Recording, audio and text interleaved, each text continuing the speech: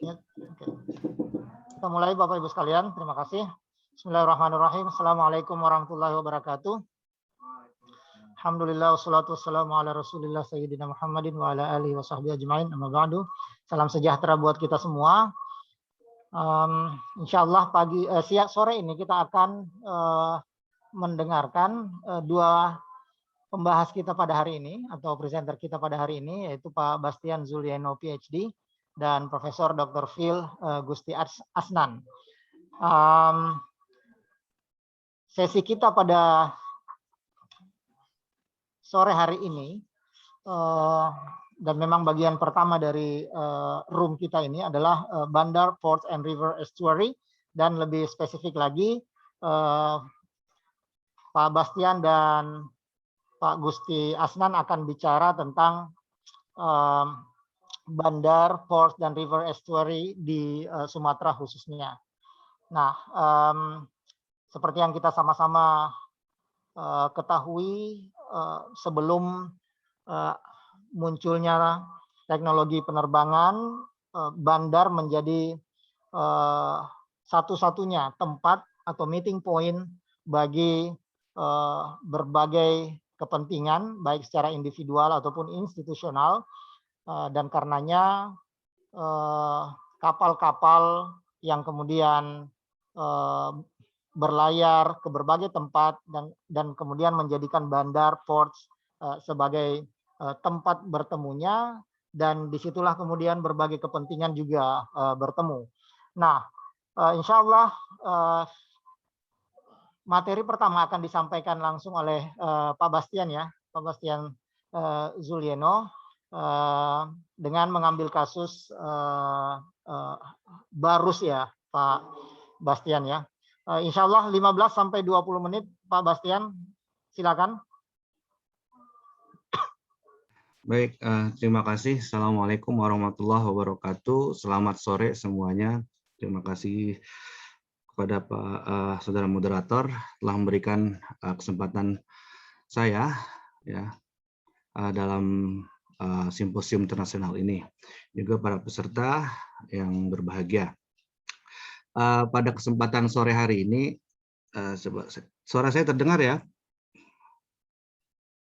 Iya Pak, kedengaran Pak, bersih, bagus. Ya. Alhamdulillah.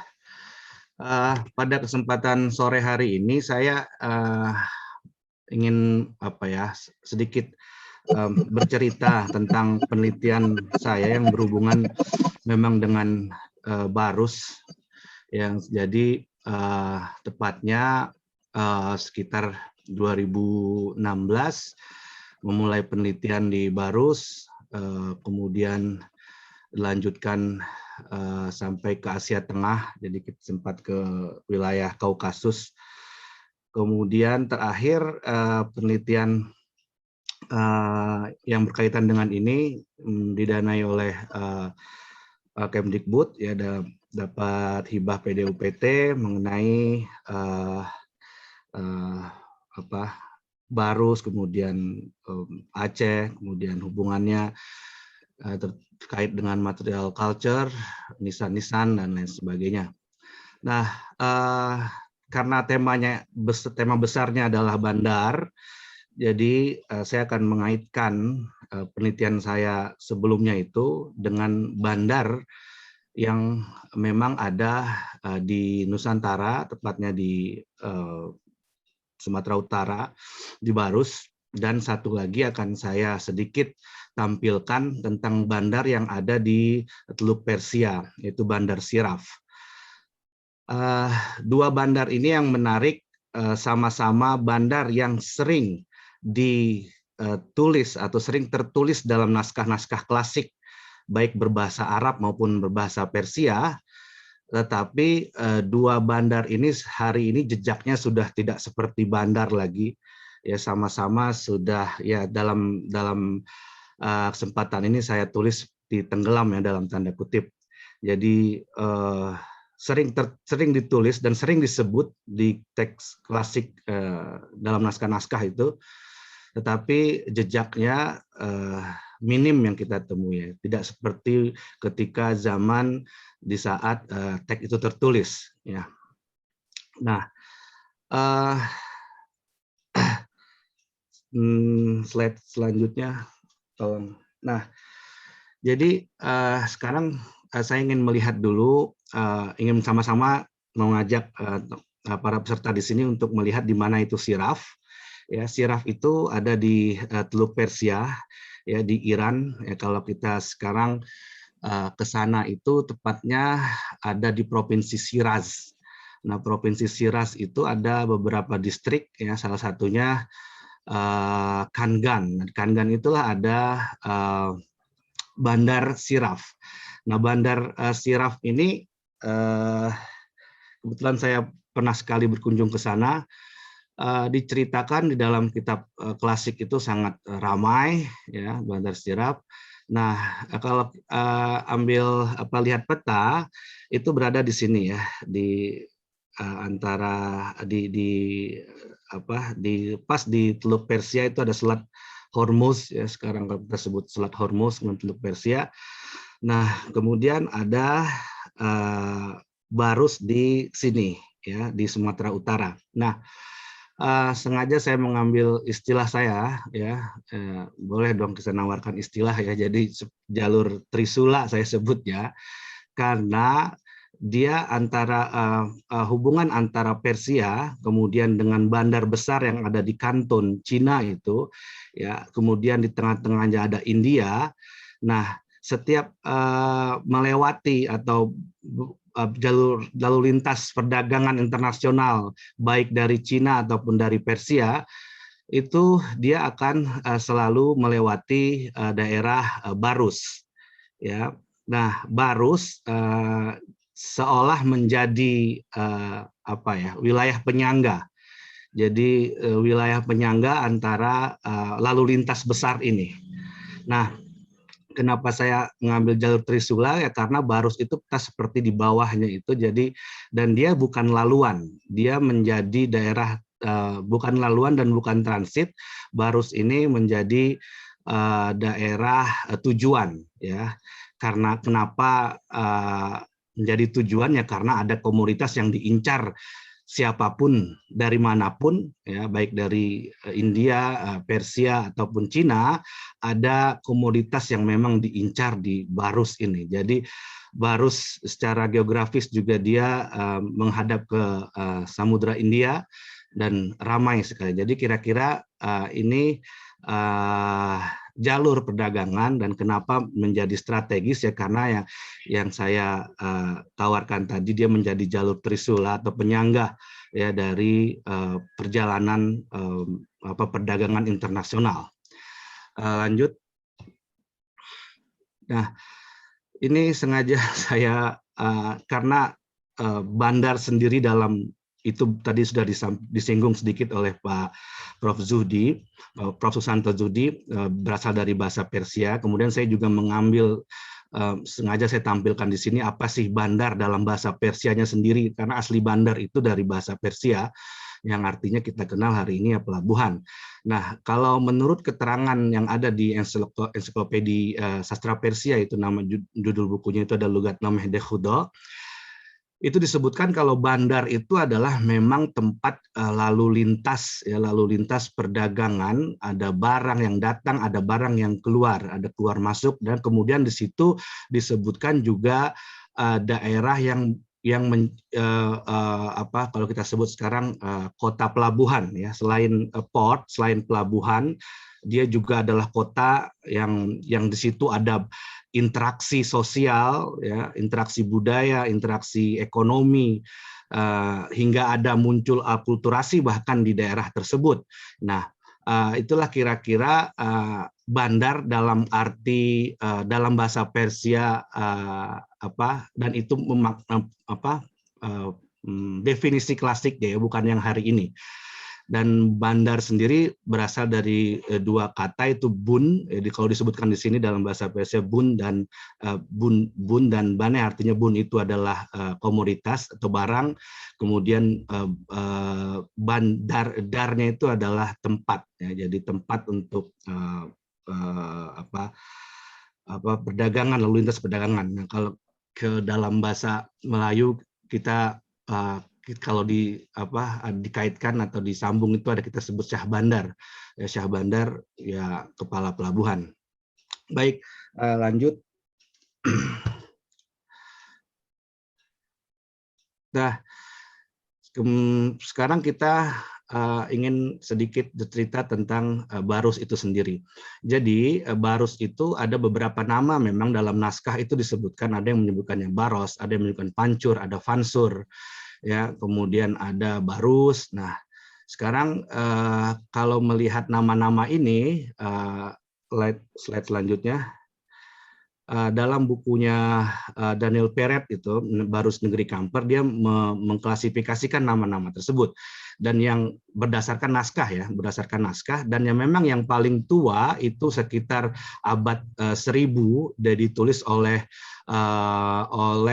pelaut Persia namanya Buzurg Ibnu Syahriar. Nakhoda, dia seorang nakhoda. Judul bukunya itu adalah Ajaibul Hind atau Keajaiban Pulau India atau The Miracle of India, dan itu ditulis di tahun 1000 sekian. Tapi dipublishnya tahun 935 ya. Tapi tentang perjalanan di tahun 800-an. Nah, tapi di sini disebutkan sekitar tahun 1000. Nah, disitulah muncul pertama kali dalam teks-teks atau naskah Persia dan Arab, muncullah nama atau kata Fansur. Nah, jadi setelah itu baru memunculan nama-nama lain untuk Fansur, ya, itu ada sumber Armenia menyebutnya dengan Baros. Kemudian sumber Arab juga menyebutnya dengan Fansur. Jadi kalau teks-teks yang Arab dan Persia itu hampir semuanya menyebutnya dengan Fansur. Nah, dan yang paling tua itu di buku Ajaibul Hind. Slide selanjutnya saya ingin mengajak tentang sedikit buku dari Ajaibul Hind itu. Kitab Ajaibul Hind kompilasi dari cerita-cerita yang disampaikan oleh para pelaut kepada penulis Buzurg Ibnu Syahriar. Jadi buku ini adalah metode penulisannya wawancara, ya, wawancara Buzurg Ibnu Syahriar ini kepada para pelaut-pelaut, ya, pelaut-pelaut yang pernah singgah atau berlabuh di Kepulauan India. Nah, jadi dia wawancara. Nah, di buku itu adalah hasil dari wawancara dia terhadap pelaut-pelaut dan apa testimoni mereka tentang Kepulauan India. Jadi kehidupan di laut, kemudian perdagangan dan kondisi geografis juga disebutkan. Bahkan ada disebut Ajaibul Hind ini adalah hal-hal yang memang tidak mereka dapatkan di wilayah asalnya, yaitu di wilayah Timur Tengah tentunya. Jadi hal-hal yang ajaib itu. Selanjutnya, apa yang dia sebutkan di antara saya dapat buku ini yang dalam versi berbahasa Persia, walaupun menyebutkan bahwa aslinya adalah bahasa Arab, tapi dia orang Persia tapi menulis dengan bahasa Arab. Tapi kebetulan yang saya dapatkan dalam versi bahasa Persia. Lanjut, slide selanjutnya. Dalam buku atau kitab tersebut disebutkan, tolong ya. Sebelum itu, nah dalam buku Ajaibul Hind itu dia menyebutkan wilayah Fansur itu adalah masuk dalam wilayah wilayah kerajaan Zabaj. Zabaj disebutkan kerajaan Zabaj, dan ada wilayah Fansur di situ. Nah, ada beberapa pulau yang ditulis yang ditulis dalam buku Ajaibul Hind itu yang kira-kira pulaunya tidak jauh dari Barus. Jadi misalnya ada disebutkan Teluk Lulu Blang, ada Sarira, ada Zabaj. Nah, Zabaj ini adalah kerajaannya, Zabaj dan Negeri Mas, kemudian ada Lamuri, ya, kemudian ada Ramin, ada Wak-Wak, ada Nian, ada Fansur, ada Lajalus. Nah, ini adalah nama-nama kuno mungkin ya, mungkin yang kita kenal sampai hari ini tuh seperti Lamuri, tapi mungkin belum tentu Lamuri yang hari ini ya. Dia apakah sebagai situs atau sebagai wilayah? Mungkin kalau ini sebagai wilayah karena ada disebutkan perjalanannya lumayan jauh dari Fansur ke Lamuri itu. Nah, jadi ada beberapa pulau yang disebutkan dalam kitab Ajaibul Hind itu. Lanjut. Nah, Ini adalah cerita-cerita di antara banyak nakhoda yang mengisahkan ceritanya ketika singgah ke negeri Zabaj tadi, ya. Nah, ada nakhoda Ismail bilang berlayar menuju pantai dekat Lamuri, kapalnya karam karena jangkarnya dijepit kepiting yang sangat besar. Kemudian ada pelaut Bob Shot, nah menyaksikan monyet besar di daratan Lamuri berkelompok yang kadang-kadang keluar dari hutan dan menghadang jalanan. Kemudian di Sarire melihat seekor hewan menyerupai manusia berwajah gelap seperti orang-orang Zangi. Orang Zangi berarti orang Afrika. Tangan dan kakinya lebih panjang dari tangan dan kaki manusia.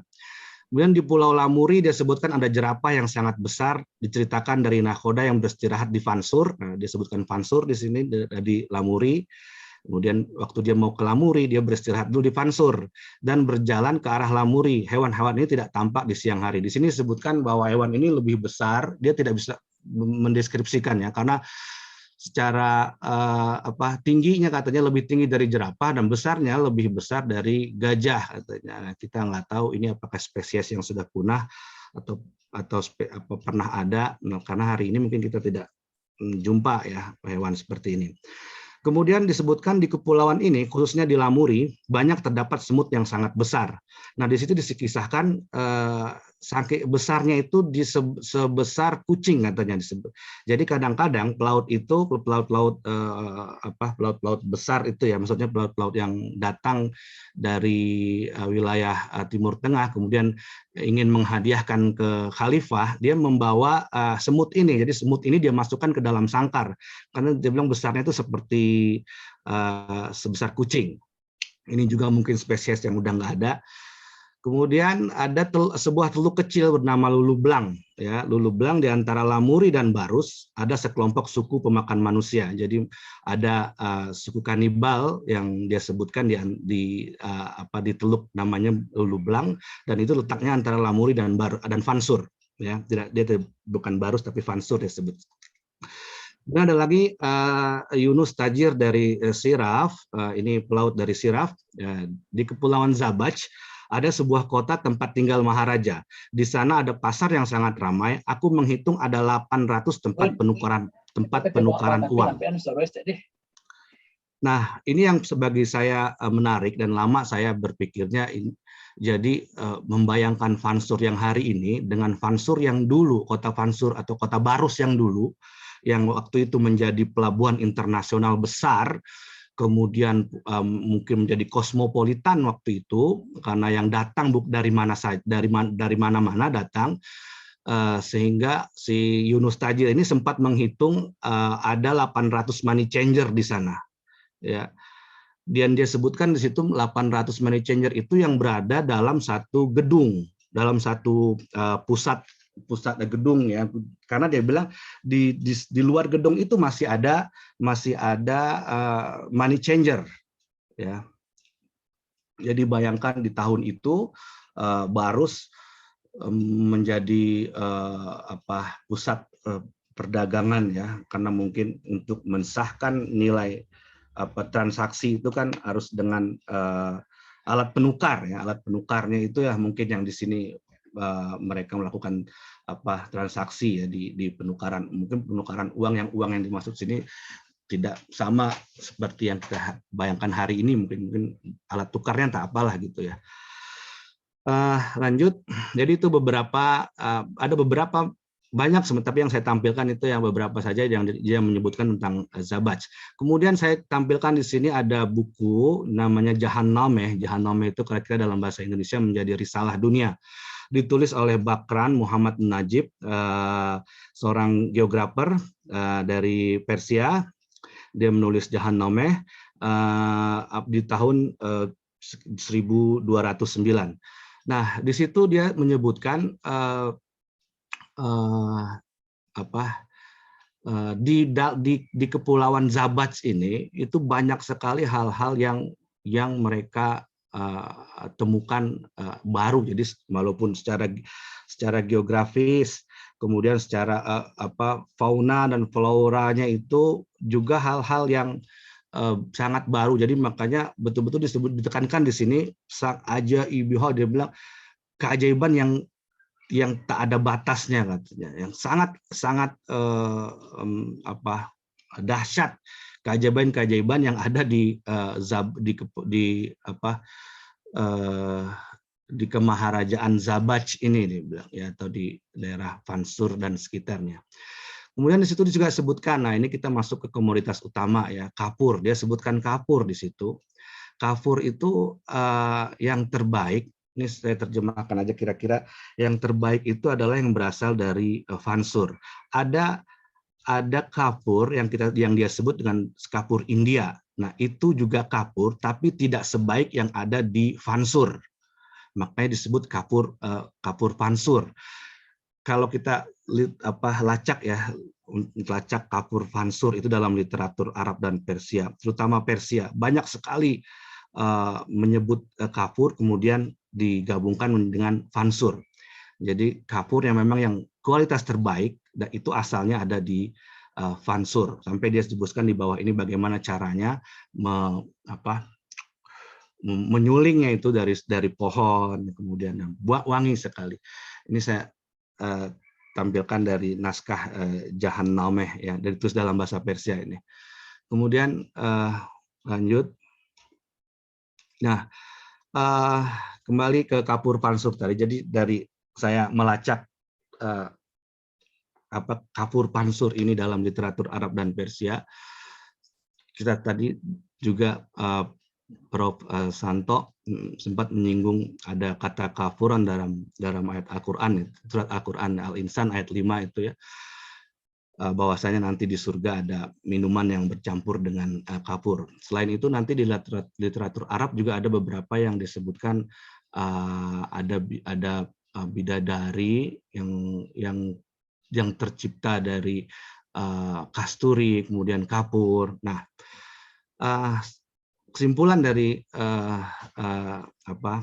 mereview dari literatur Arab dan Persia tentang kapur Fansur ini, ya ternyata ya di sana memang tidak mudah ditemukan. Jadi bukan berasal dari Timur Tengah komoditas ini atau bahan kapur ini, tetapi sering disebut dalam literatur karena mereka tahu itu kapur Fansur karena nilainya yang tinggi, wanginya juga tidak wangi itu bukan hanya untuk pewangian aja, untuk parfum, tapi biasanya untuk makanan dan minuman juga, dan itu mahal dan hanya orang tertentu saja karena asalnya atau mengambil bahan itu juga tempatnya sangat jauh. Jadi mereka sebenarnya kenal tapi tahu itu bukan berasal dari sana. Nah, kemudian kapur Fansur adalah berasal dari dua kata yang berbeda. Kapur adalah bahan alami dari tumbuhan untuk pewangian dan Fansur adalah daerah penghasil bahan tersebut. Nah, dalam Kitabul Buldan Ibnu Fakih itu ditulis 903 Masehi, dia menyebutkan khas untuk mengkhususkan daerah Fansur ini. Jadi dia bilang antara negeri Cina dan India. Jadi kalau dari Cina itu ya, dari Cina kemudian ke India. Nah, kalau itu di sebelah barat dengan menghadap ke baratnya itu nanti ada negeri yang disebut dengan negeri Fansur. Nah, katanya kalau kamu di situ berarti kamu bukan berada di India atau di Cina. Ya, itu kamu udah berada di Fansur. Nah, inilah beberapa slide ini khusus memang saya tampilkan jadi hasil review kapur Fansur itu sendiri dalam literatur klasik ya, tentang yang tertulis di Arab dan Persia. Kemudian lanjut. Nah, karena dia tidak pernah menyebut daerah itu yang kita kenal hari ini kecuali Fansur ya, Fansur, Lamuri, kemudian jadi tidak pernah misalnya Sriwijaya itu tidak pernah disebutkan Sriwijaya. Mungkin itu yang dia maksud Sriwijaya, tapi memang dalam literatur Arab dan Persia tidak pernah muncul nama itu. Yang dia sebutkan adalah Kepulauan Zabaj. Nah, Zabaj itu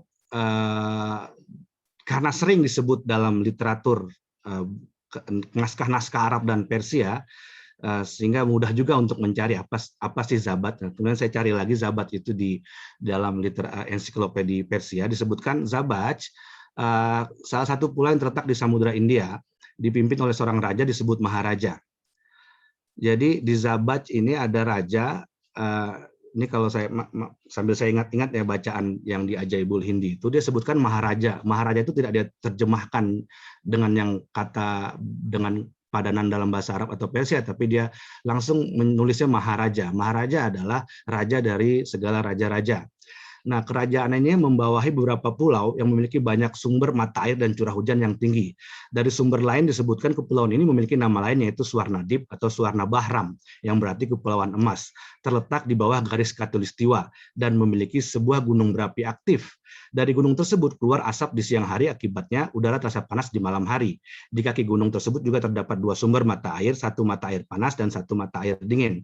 Pulau ini banyak menghasilkan emas, batu perhiasan, yakut, dan almas. Jadi Zabat ini selalu muncul pertama di buku-buku klasik yang berbicara tentang geografi, kedua tentang budaya maritim atau laut ya, melaut gitu. Di buku-buku itu selalu ada muncul pada wilayah Zabat ini karena disebut sangat sering-sering, karena sering sekali disebut karena mungkin ya ada yang diincar di situ ya di Zabat ini.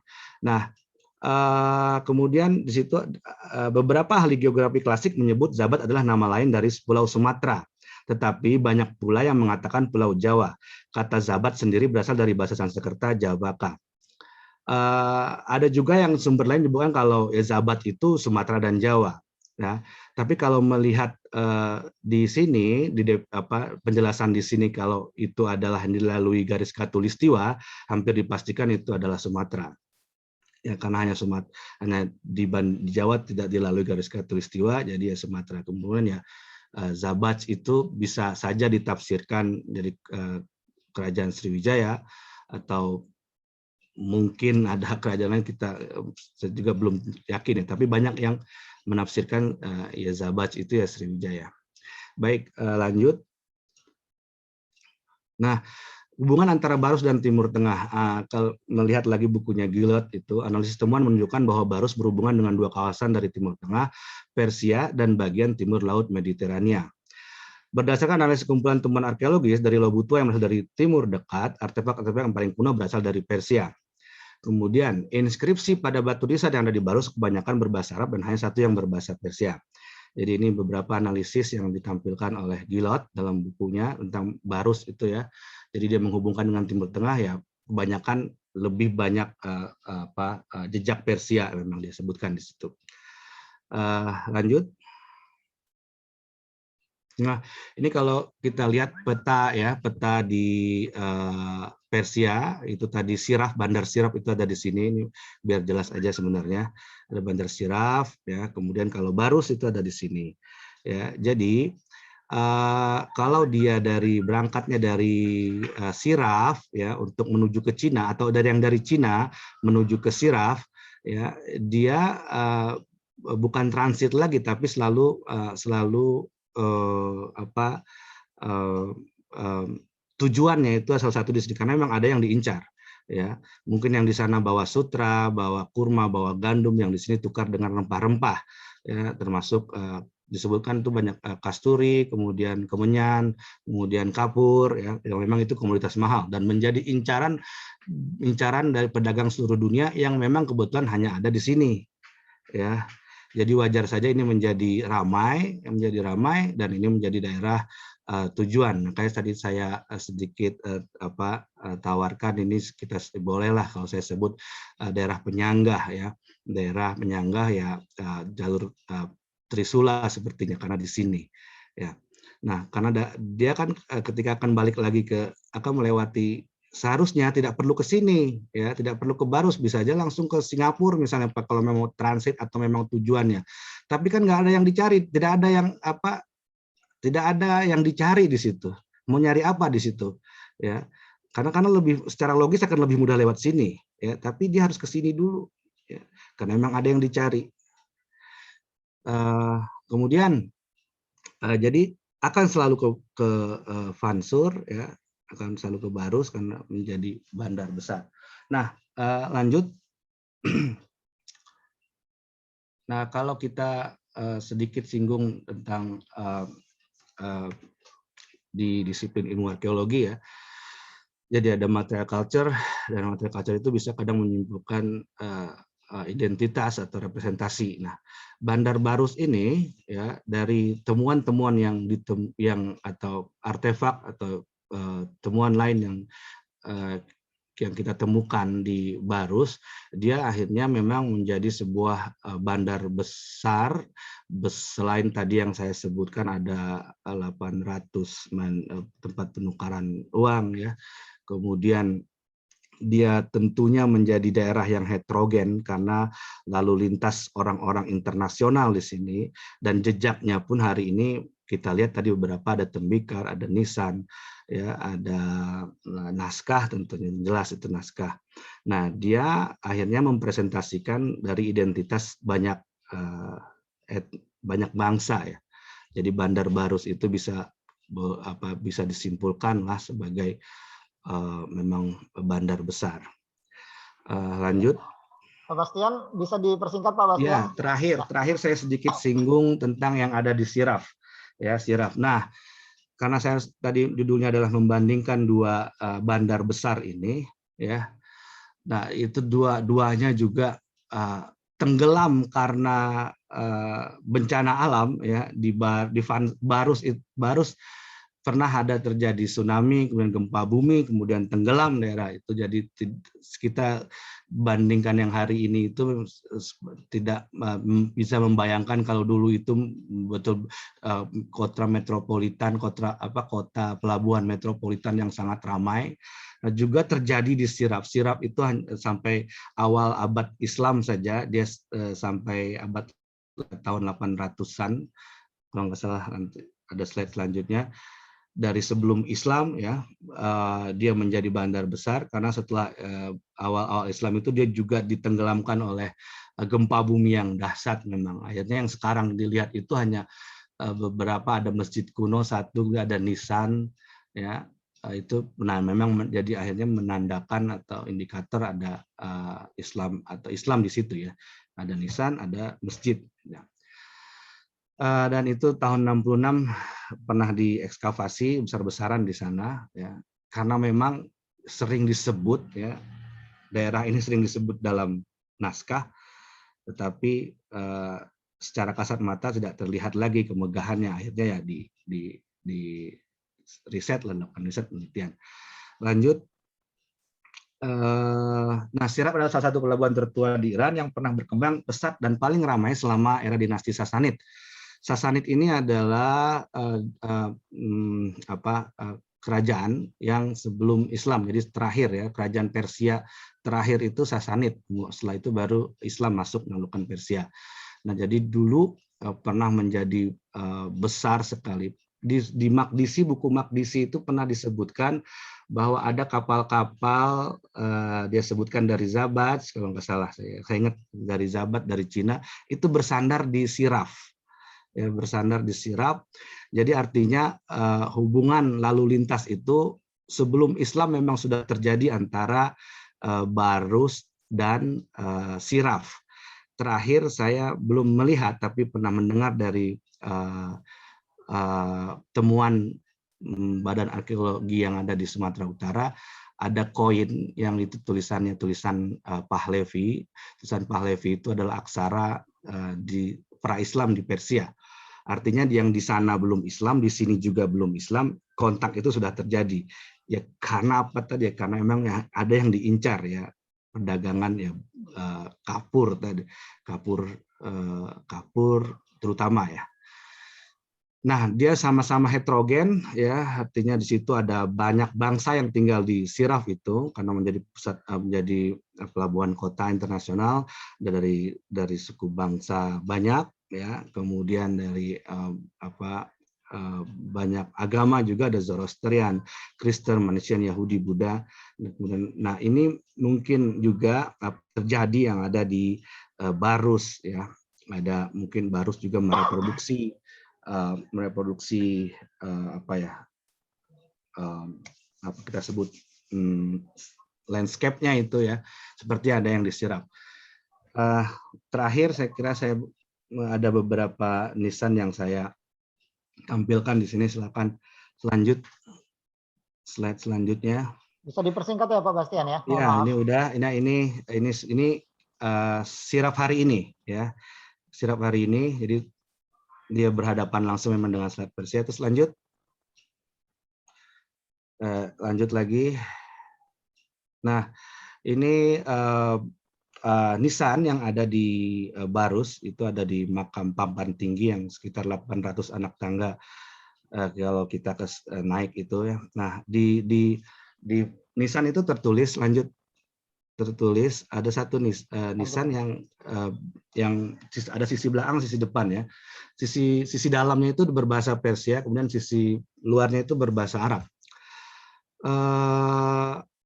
Ini penelitian saya di tahun 2016 ya. Jadi kami berhasil melacak ini puisi siapa gitu ya. Karena ada puisi berbahasa Persia di situ. Nah, bagian kepalanya itu kira-kira arti puisinya itu dunia adalah laluan, kita semua akan pergi dari dunia adalah laluan, kita semua akan pergi dari manusia yang tersisa hanya sisi kemanusiaannya. Yang diingat hanya sisi manusiaannya. Kemudian ada di bawahnya itu dia tulis juga dalam bahasa Arab, sedikit Arab dan campur dengan Parsi. Dia bilang kuburan ini sampai tahun 928 berada di alam gaib. Kemudian ada seorang yang bernama Panah Nauja Ibnu Mazuri mimpi kalau di situ adalah kuburan Syekh Mahmud. Nah, yang menarik syair ini atau syair ini itu adalah syair milik sastrawan atau penyair Persia di abad 11, di abad 10-11, namanya Firdausi. Nah, yang menarik lagi dalam kumpulan puisi-puisinya Firdausi yang dia tulis di tahun 900-an itu, ada dia sebutkan di situ kafur fansur. Nah, ada banyak peneliti di sana ya yang menulis dengan bahasa Persia menyebutkan hampir dipastikan Firdausi ini tahu betul daerah Fansur atau bahkan mungkin pernah ke sana ya. Kemudian tahu juga kafur ini berarti artinya dia menulis ada kafur pansur itu bukan yang tidak tahu informasi tentang dua hal itu, kafur dan pansur. Nah, dan di sini ternyata ada puisi dia juga, ada puisi Firdausi itu dalam kitab yang sama ya, dalam kumpulan atau kompilasi syair-syair berbahasa Persia. Terakhir benar nih udah nih. Ya, ini yang dalam bahasa Arabnya dia. Ini dalam bahasa Arabnya. Jadi ada dua sisi kan tadi saya sebutkan, ini yang di dalam bahasa Arab dia. Segala sesuatu pasti akan hancur. Kuburan Syekh ini namanya Al-Alim Syekh Mahmud, namanya Mahmud. Nah, ini masih datingnya atau penanggalannya masih belum terlalu yakin kapan ya. Tapi yang jelas tidak lebih tua dari puisi yang ada di situ. Puisi itu abad 11, berarti ya setelah itulah ya antara paling balik. Jadi jadi sekian paparan saya. Sama-sama. Assalamualaikum. Ya, waktu yang sudah cukup mendesak, saya langsung persilahkan Prof. Gusti Asnan untuk mempresentasikan papernya. Silakan Prof. Assalamualaikum warahmatullahi wabarakatuh. Terima kasih Pak Moderator, Pak Bastian, Bapak Ibu semuanya. Senang kali jumpa kesempatan ini. Sama dengan Pak Bastian tadi, saya juga ini adalah bagian dari penelitian saya, ya. Tapi penelitian mandiri ini Pak Bastian, Pak Moderator, ya. Karena sebelumnya saya telah meneliti mengenai pantai barat Sumatera, saya telah meneliti tentang sungai dan bagian utara pantai timur Sumatera. Tapi saya ingin bicara secara agak lebih menyeluruh sekarang. Nah, jadi bagian dari penelitian yang mungkin akan jadi buku juga nantinya. Memang saya mencoba meneliti secara keseluruhan sekarang, karena beberapa penelitian sebelumnya itu lebih sifat fragmentaris, ya ada pantai barat Sumatera aja, kemudian ada pantai utara, bagian timur Sumatera atau bagian tengah dan selatan, atau ada beberapa penelitian yang saya rasakan itu mungkin sangat mungkin masih bisa diperdebatkan. Makanya saya coba menghadirkan penelitian yang baru yang agak lebih komprehensif tentang 3 aspek ini. Aspek bandar, pelabuhan, dan kuala. Ini yang ingin saya kaji. Dan terima kasih atas pemaparan Pak Bastian tadi, itu menarik sekali ya tentang konsep dan makna dari kata. Tapi saya ingin tampilkan lagi di sini sebetulnya dalam makalah saya dan penelitian saya itu tentang arti kata bandar itu, ya. Kemudian bagaimana arti konsep atau makna konsepsional dan fungsional dari setapan historis dari bandar, pelabuhan, dan kuala dalam sejarah Sumatera, dan bagaimana perubahan dan keberlanjutan dari 3 aspek ini. Itu yang ingin saya kaji dalam makalah dan penelitian yang tengah saya jalankan sekarang. Lanjut, Mas. Sebelum membahas 3 aspek tadi, saya ingin menghadirkan dan menggambarkan terlebih dulu tentang lingkungan maritim Pulau Sumatera. Karena apa? Ketiga aspek historis sejarah maritim tadi itu sangat ditentukan oleh lingkungan maritim Pulau Sumatera. Jadi perubahan, perkembangan, keberadaan, dan pasang surutnya itu sangat ditentukan oleh lingkungan maritim. Saya menyatakan ya ada 2 lingkungan maritim Pulau Sumatera dalam makalah ini. Pertama itu lingkungan alam fisik, kemudian lingkungan sosial budaya dan ekonomi serta budaya. Itu yang saya catat. Yang saya maksud dengan lingkungan alam fisik itu adalah ya mengenai rupa bumi yang ada di sekitar Sumatera. Ya perairannya, dan saya akan tampilkan bahwa ada setidaknya 4 jenis perairan yang ada di sekitar Pulau Sumatera. Ada perairan yang namanya samudra, ada perairan yang namanya laut, ada perairan yang namanya teluk, dan ada perairan yang namanya selat. Jadi ketiga aspek rupa bumi ini, 4 aspek rupa bumi itu akan mempengaruhi aspek-aspek maritim Pulau Sumatera yang kita sebut tadi. Kemudian ada daratan atau pulau-pulau yang ada di sekitar Pulau Sumatera, itu sebagai bagian lingkungan dari maritim Sumatera. Ada pulau-pulau yang sebetulnya sangat berbeda bentuknya, baik yang ada di pantai barat dan pantai timur Sumatera. Itu sangat berpengaruh bagi keberadaan 3 aspek maritim tadi. Dan yang tidak kalah pentingnya, adanya monsun dan arus laut yang ada di sekitar Pulau Sumatera. Ini sangat mempengaruhi 3 aspek tadi. Dan saya juga akan menyebut dan menghadirkan dalam makalah saya itu tentang lingkungan sosial, politik, ekonomi, dan budaya kawasan yang ada di sekitar Pulau Sumatera.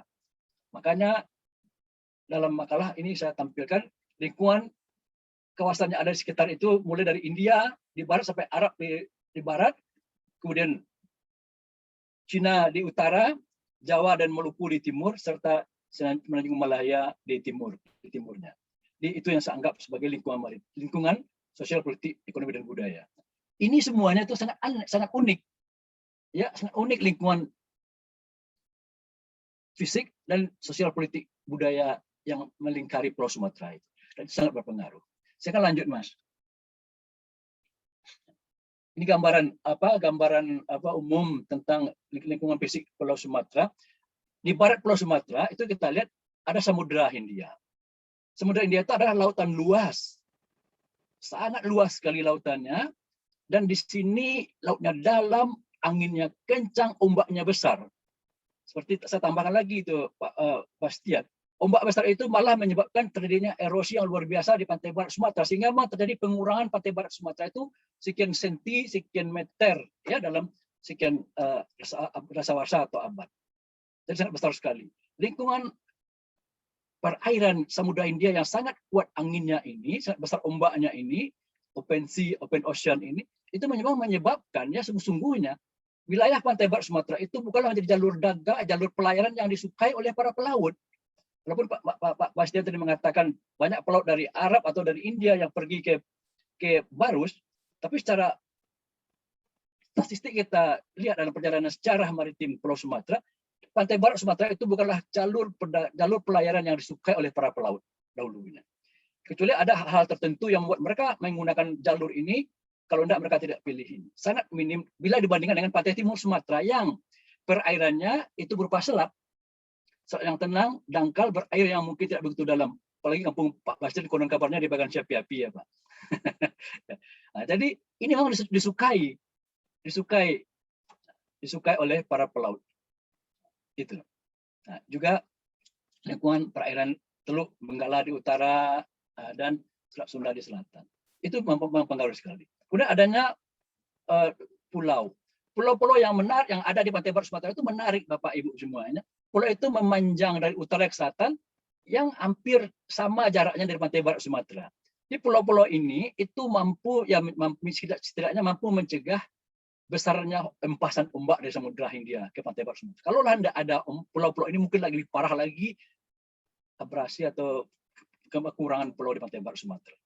Dan kita bisa lihat nanti sejumlah kota-kota bandar pelabuhan yang ada di pantai barat Sumatera itu relatif agak berada di balik pulau-pulau yang ada di pantai barat ini. Dan pulau-pulau di pantai timur Sumatera itu berbeda. Pulau pantai timur Sumatera itu tidak seperti pulau-pulau pantai barat Sumatera tapi berserak-serak dan umumnya itu berada di bagian tengah dan selatan Pulau Sumatera. Pulau-pulaunya lebih banyak itu terbentuk tidak seperti di Pulau Barat. Itu mengenai lingkungan maritim.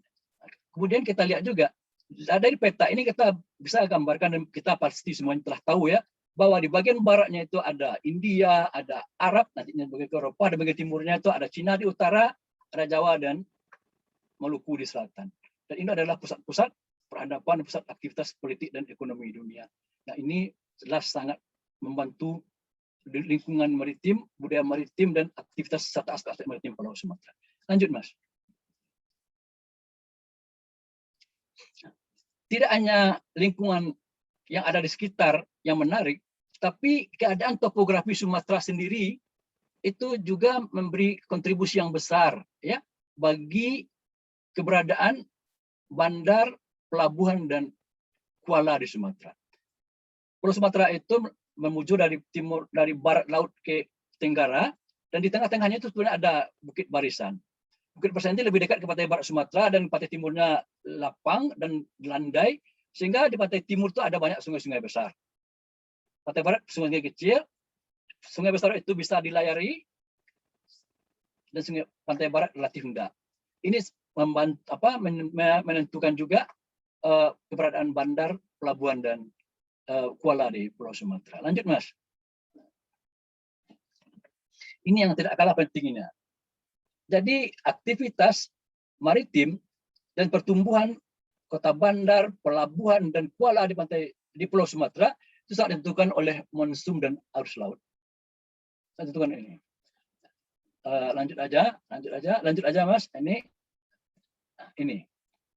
Saya akan berterima kasih atas masukan dari Pak Bastian tadi, tapi saya ambil yang paling sederhana aja. Karena tidak pandai bahasa Parsi ini Pak Bastian. Presiden ada bahasa Parsi. Saya ambil dari kamus bahasa Indonesia. Memang hampir sama dengan kata Pak Bastian tadi, mengerti bandar itu tempat berlabuh kapal, perahu, kota pelabuhan, tempat kota perdagangan. Dan memang saya setuju dan itu akan memuatkan apa yang telah saya buat lagi ya. Bahwa bandar itu adalah ya kalau orang Sumatera bilang bandar juga, ada banyak di Sumatera, banyak di Indonesia, itu bukanlah kata yang asing bagi kita. Mulai dari Aceh, Bandar Lampung, Bandar Nera, ada banyak sekali bandar. Di bandar itu seperti dikatakan tadi juga adalah dia sekaligus bukan permukiman, pelabuhan, aktivitas perdagangan yang ramai di sana, permukiman dan pelabuhan yang besar, serta aktivitas perdagangan yang besar yang di kota itu. Ada hubungan dengan daerah lain, menjadi pusat kegiatan politik. Lanjut, Mas, cepat aja. Ada banyak. Nah, tadi tersebut juga tentang adanya kota bandar Aceh. Disebut ya dalam Tompires juga. Ini salah satu Valentin juga menyebut, tapi Esel Kron juga menyebut tentang tentang bandar Aceh sebagai kota yang kota lama, besar, banyak komunitas perdagangan, banyak orang berdagang di sana dan sebagainya. Itu adalah memang gambar sebuah kota bandar yang intinya adalah permukiman yang besar, pusat aktivitas perdagangan yang besar, tempat aktivitas politik yang kuat dan lain sebagainya hadir di sana. Lanjut, Mas. Dan ini saya nggak bisa lebih tua daripada pertengahan milenium keduanya. Saya tampilkan merujuk karya Tom Pires juga yang menyebut ya ada banyak sekali bandar di Sumatera. Kalau kita baca secara teliti dari penjelasan mengenai Sumatera, itu ada sekitar 28 bandar di Sumatera yang ditampilkan oleh Tom Pires. Itu.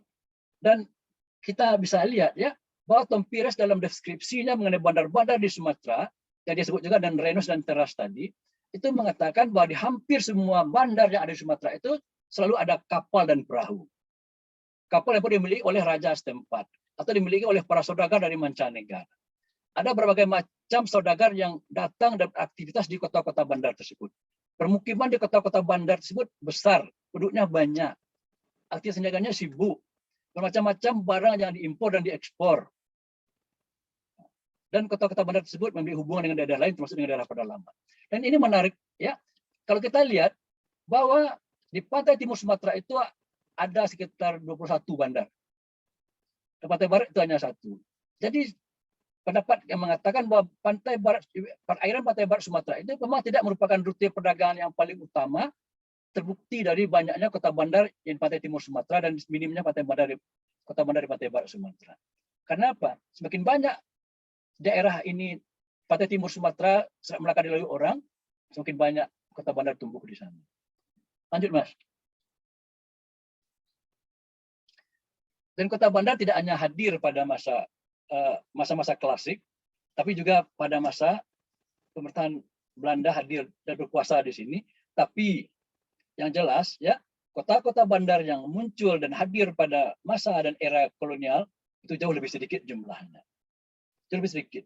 Bahkan kota-kota bandar yang hadir pada era klasik itu hilang atau mundur sehingga tidak tampil lagi sebagai kota bandar yang penting. Tapi yang menarik, ada sejumlah kota bandar baru yang hadir pada era kolonial. 2 di antaranya itu adalah Padang dan Sibolga. Lanjut, Mas.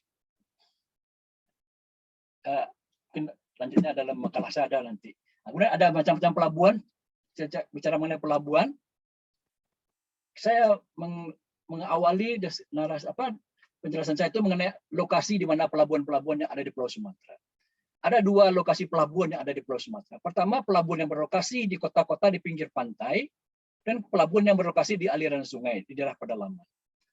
Pelabuhan yang berada di pinggir pantai, atau di kota-kota di pinggir pantai itu juga bisa kita bagi menjadi 3. Pertama, pelabuhan yang berada di muara sungai, dan pelabuhan yang berada di teluk, dan pelabuhan yang berada di pulau.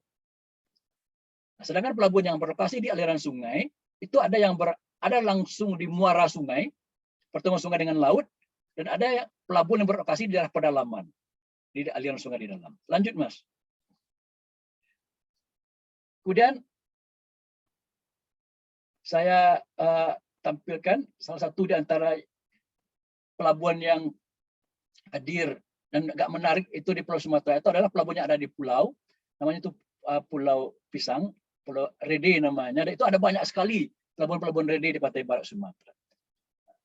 Kemudian ada pelabuhan yang ada di Teluk, ada Teluk Bayur, ada Teluk Sibolga, dan lain sebagainya. Lanjut, Mas. Dan ada pelabuhan sungai. Pelabuhan sungai itu berada di aliran sungai. Dan saya tampilkan dalam makalah saya bahwa pelabuhan yang menjadi pelabuhan kota bandar juga berada di aliran sungai. Dan umumnya itu berada di pantai timur Sumatera. Di pantai barat relatif nggak ada pelabuhan-pelabuhan besar yang ada di sungainya. Dan ada banyak pelabuhan sungai ini, dan diantaranya itu yang sudah ada sejak zaman klasik itu adalah Palembang, Jambi, Tembilang, Rengat, dan lain sebagainya. Oke, Mas, ini hampir habis waktunya ini katanya. Lanjut, Mas. Iya, Pak, silakan, Pak. Sedikit lagi. Oke, lanjut aja lah ya. Ini Kuala, saya menjadikan River Estuary itu saya terjemahkan Kuala karena orang Sumatera, bahkan dalam beberapa naskah lama saya mengatakan ketika dia bicara Kuala itu tidak hanya berarti muara sungai, tempat sungai bermuara ke laut dan sungai bermuara ke sungai, tapi mereka juga mengatakan pergi ke Kuala juga pergi ke kota bandar yang ada di muara sungai atau pergi ke pelabuhan yang ada di muara sungai. Itu makanya saya jadikan River Estuary itu sebagai sebuah penamaan terhadap muara sungai yang juga sekaligus berfungsi sebagai permukiman dan kota bandar.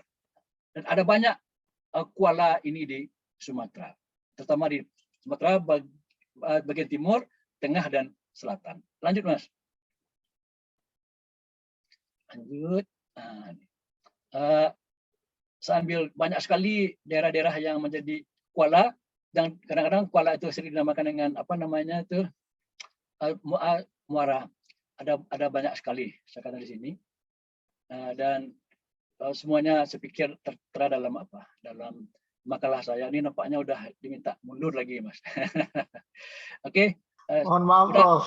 Ya, lanjut aja lah. Oke, silakan aja sampai sini aja, Mas, kalau gitu. Iya, oke. Makasih Prof. Gusti. Ya, memang kita sudah lewat waktunya sedikit, makanya tadi sempat memberitahukan semua pembicara untuk bisa konsisten dengan waktunya. Oke, kita akan break sebentar dan kemudian langsung dilanjut dengan 4 presentasi berikutnya. Insya Allah berlangsung dalam 15 menit aja karena sudah mengambil banyak waktu tadi, dan kemudian pembahas akan menyampaikan komentarnya juga dalam waktu singkat, dan kemudian setelah itu kita akan diskusi. Saya kira demikian, terima kasih. Kita kembali setelah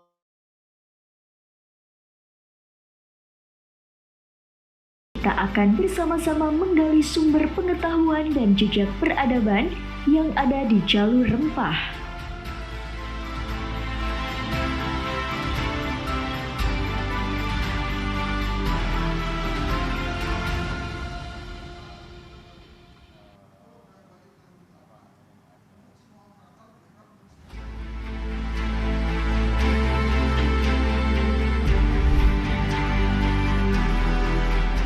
Spice is a commodity which is produced by people in Nusantara archipelago, and it spread throughout the world since the early century.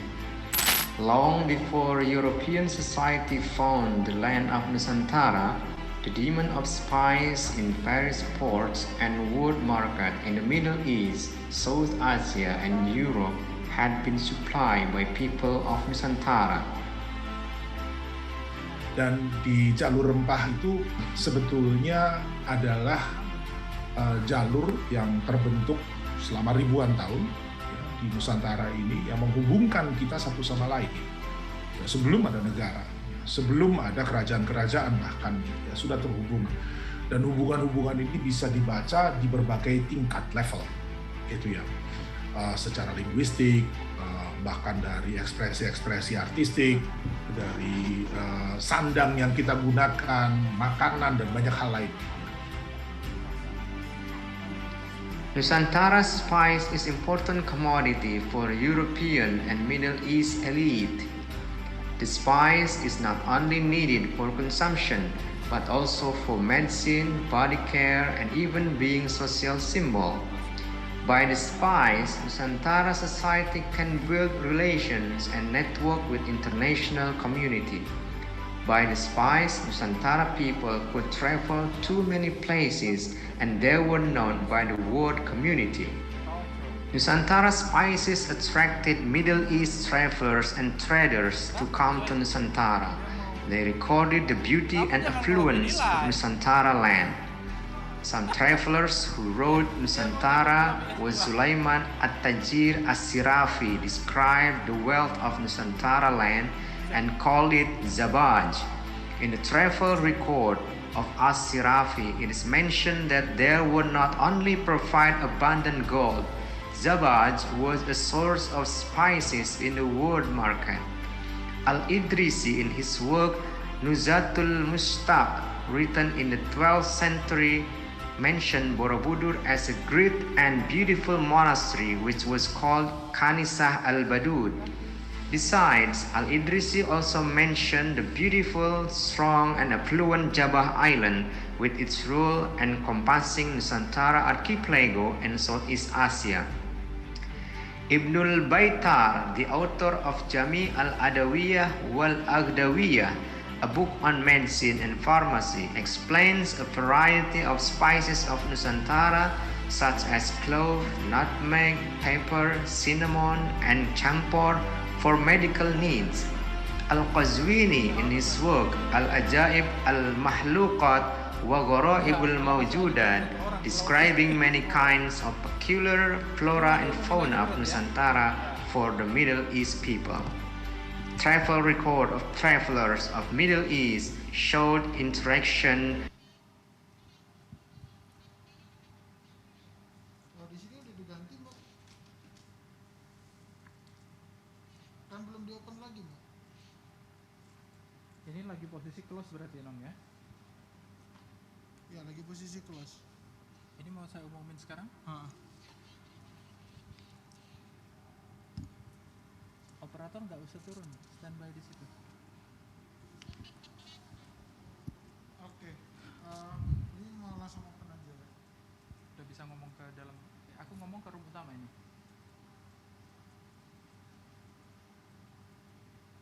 Namanya sudah diganti, Pak. Karena belum dibuka, jadi belum keganti.